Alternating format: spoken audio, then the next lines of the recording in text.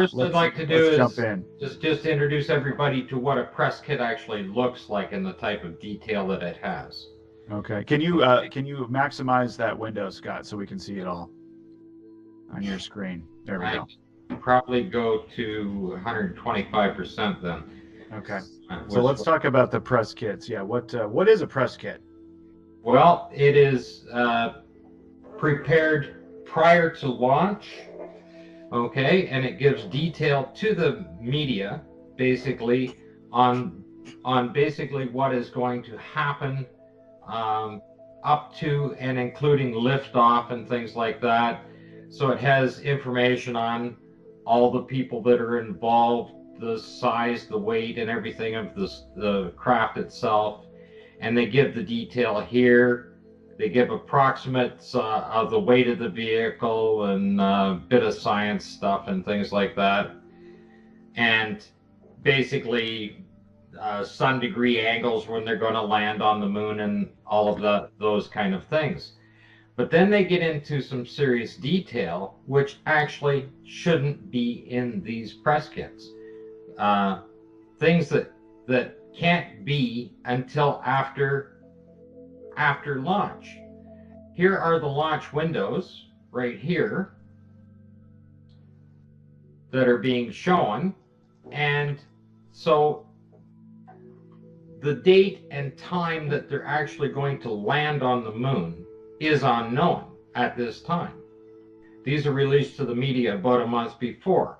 So you have 2 different days in July, 2 in August, and 3 in September. And each of them have about a 4-hour window. Okay?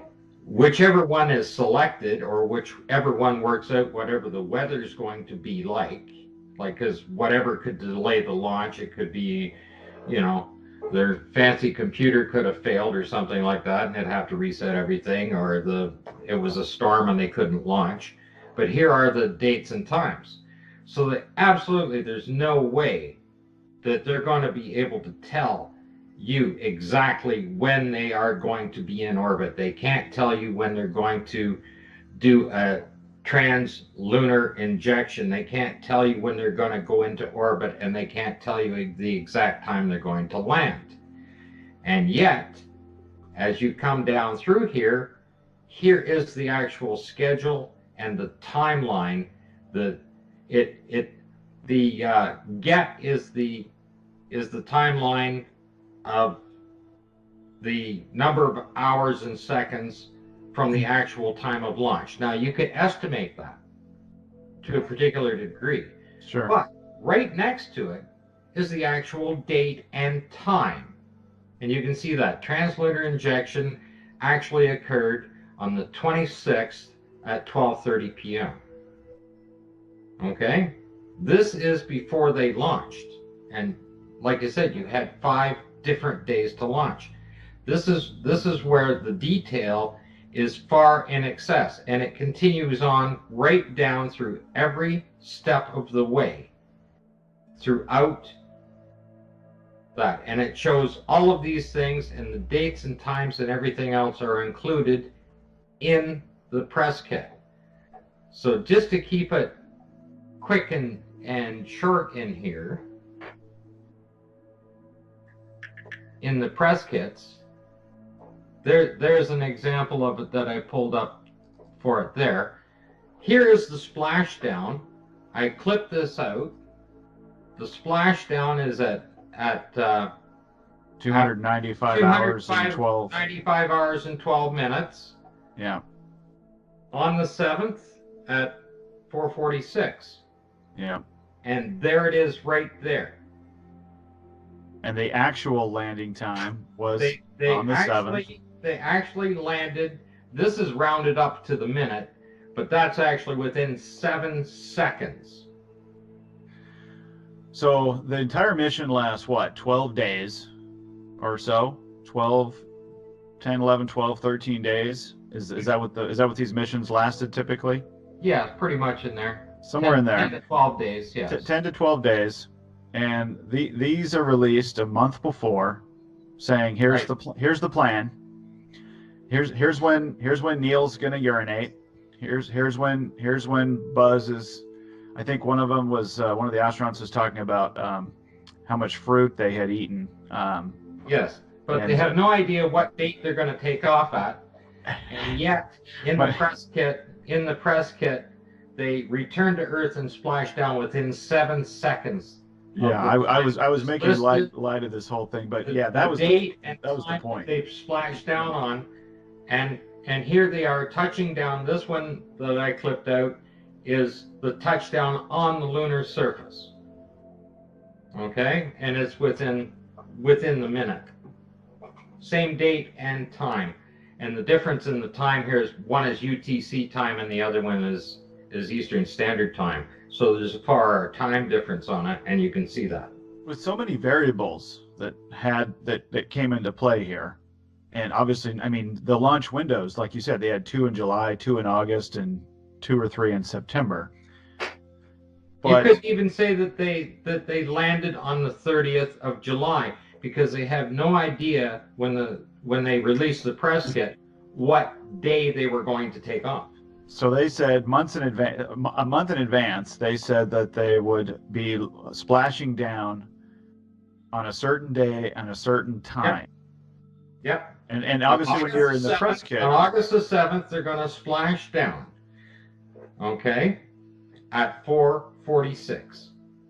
And it was at they splashed down. Sorry, they splashed down at 4:45:53. There's only 3 seconds difference between it.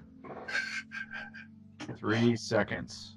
Yes. They were off by 3 seconds. Well, over 500,000 miles, and they had no idea. They had no idea what day they were actually going to take off on. Marcus, what do you think of all this? Well, I was just going to say, as a pilot, you'll know how long it takes you to travel between 2 points. If you had a 2-hour flight, would you guarantee to arrive within 3 seconds of your estimated time of arrival? Well, we do that. We don't get that close, and I do a short flight between my hometown and Seattle, Washington, which is about a 40-minute flight. And sometimes it's 35 minutes, sometimes it's 45 minutes. It's, and that's for a very short flight. It's 171 miles as the crow flies. So 500,000 miles and all these different variables, and they're within 3 seconds. These guys are really, really good.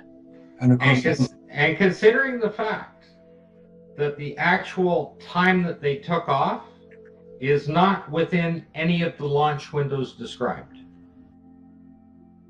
So they didn't even take off when they originally thought they would. On the very first launch window, okay, which I think I have the launch windows here, right there, they are about an hour and a half after the window closes. This is July 26th. If you look at Wikipedia, they launched an hour and a half after this last window closed. Which mission was this? 1971? This is Apollo 15. This is a 15. Okay, so they took off an hour and a half late. Anyway, after the window closed. Yes. And they were within how many seconds of landing? 3 seconds. Splashing down? 3 seconds on 3 seconds. Well, sometimes if you take off late, the pilot will say, "Hey, we're gonna try and make it up in the air." If you're making a movie, travel a little bit faster. If you're making a movie, you can make it all work out, right? Yeah, and that's the point. Editing to make it work out. Yeah. That's the point here. So, And all 6 missions. How close are we? Are we all? I haven't gone through all of them for the timeline, but I have looked at most of the landings. Everything is within a minute. Like the estimated times that they give in the press kits are rounded up to the minute. Okay, the splashdown times are right to the second. Okay, but you're within a minute on all of them when you're looking through them. Wow. And of course, don't forget, this was all navigated over the 500,000 miles, 240,000 odd to and from the moon, with a computer that had about as much memory as an average pocket calculator. Now, if you're navigating anywhere in air, if you can see your target, that's fair enough, but you've still got to navigate towards it. And I'm sure you know, Paul, navigation of an aircraft is a fairly complex process. Yes. It needs a degree of computer technology. You've got radio beacons, which you will fly towards, but they didn't have any radio beacons on the moon. They had a sextant to do star sightings with a computer that had no memory, no ability to calculate changes if necessary. In fact, there's a new book just published called The Apollo Moon Missions, Hiding a Hoax in Plain Sight by Randy Walsh, who lives quite near Scott in Toronto in Canada, who is a commercial pilot. So that's why he was interested in looking at the navigation aspects of Apollo. And he couldn't believe it. He couldn't understand how they could do it, because the computing power available on Apollo was so primitive, and the computer itself was so primitive, that he thought there's no way they could have done what they said they did. And that's from a pilot, somebody who understands how you navigate across distance. But this is distance on Earth, not distance in space. This camera. Yeah, so I don't even know how to respond. I mean, it's so ridiculous that, again, when the devil's in the details, you get into the details here like you guys have, and you start comparing notes, you start reconciling what we're told here, what we're told here. Again, anybody, I think, that's just being willing to be honest with themselves and leaves the emotion out of it has got to be scratching their head saying, there's no way this happened as the way it was advertised. Yeah, and you wanted to have a look at the cuff checklist, a few more anomalies in here, and in these as well, you will find the timeline. Now they started a timer just for the cuff checklist, just for the EVAs. They have their own timeline in there. Yeah. Those are also given. The exact number of minutes and hours are given in the press kit, okay, and the exact kilometers the rover is driven in the press kit before they went. Like, it's one thing to say, well, they went 20 kilometers, but it's a little different if you say they went 20.1. Yeah, that's no question. A little too precise. Now, this I came across the other day. Station 9, this is Apollo 16, okay? Station 9, somehow they had to put a note in here to say that it is now on vacant lot number 25.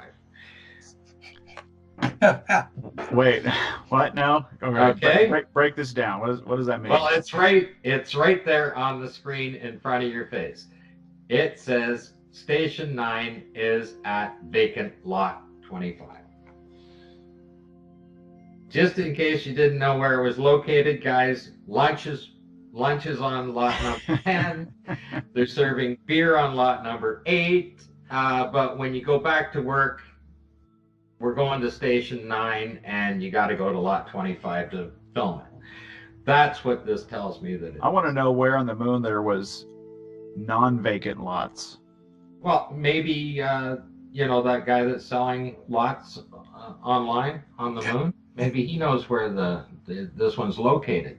Maybe he sold it to somebody. But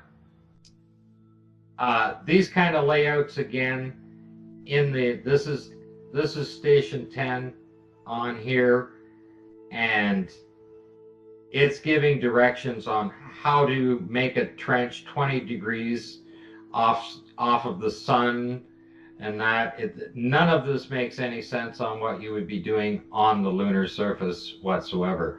Yeah. All of these are like that. And right here is the 6 hours and 20 minutes, and then 3 minutes more, and 3 minutes more, and 3 minutes more, right, as you go in. I don't know how they could possibly know how long it would take to drive from one location to the other. You don't know what the lunar surface is actually going to be like. Sure. I'm surprised it only takes a little crack in the ground that's a couple of feet high that you can't get over, that you might have to drive around. It doesn't have to be the Niagara Escarpment that you need to drive around. Yeah, the rover getting caught in the sand, I mean, anybody that's driven in sand knows the dangers of that, or at least what the surface was like. But the instructions in here, like this one we went through on the video before, describing the mineral contents of a rock after it's split open. Before they left. Yeah. Because these are obviously prepared in advance of the mission. And they're little cartoons. I'm trying to pull a cartoon up here. All right, well, we need to wrap up here. We've only got about 2 minutes left. I wanted to give you both an opportunity. Well, first of all, thank you both. Really enjoyed this. The more you look into it, the more you're going to be scratching your head and just saying, "Wow, this was quite a well crafted. Maybe not to the degree that we thought, because the more you get into it, the more you can see how they possibly did this thing, how they pulled this off, this propaganda piece." But Marcus, what in your mind, in all of the years that you've been dissecting what we've been given, the public of the world, when it comes to this, what do you think is the most damaging piece of evidence that that this was propaganda? This did not happen as we were told it was. I think it's the most damning piece of evidence is basically the photographs. Allegedly 32,000 were taken by the Apollo missions, 5,771 taken on the lunar surface. If they were taken on the lunar surface, which is extremely doubtful, now we know what the effect of a vacuum in space is. We haven't really even covered the radiation damage that would occur on photographic film, which we know. That's right. That's right. It would reduce the contrast. It's called fogging. You've got all these anomalies, and yet the photographs that NASA present to us as evidence for their lunar landings are so good, so well done, so brilliantly taken, that they could only have been taken by professionals here on Earth under studio-controlled lighting conditions. Exactly. And with that, I hate to cut you off. Scott, I know what yours is. I know it's the wet flag. Well, I just want to say, let's have some enthusiastic observations of the wet flag. There you go. Go.